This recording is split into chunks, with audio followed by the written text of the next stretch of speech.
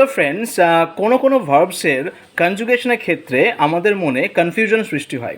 যেমন ধরো লাই, LIE লাই, এই লাই মানে মিথ্যে কথা বলা এটাও বোঝায়, আবার এই লাই মানে শোয়া বা রেস্ট করাও বোঝায়।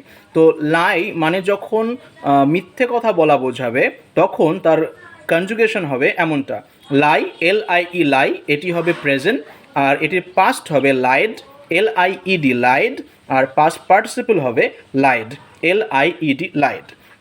এবার যদি লাই শোয়া বা রেস্ট করা বোঝায় তাহলে তার কনজুগেশন হবে এমনটা, LIE লাই প্রেজেন্ট, পাস্ট হবে লে LAY লে, আর পাস্ট পার্টিসিপল হবে LAIN লেন।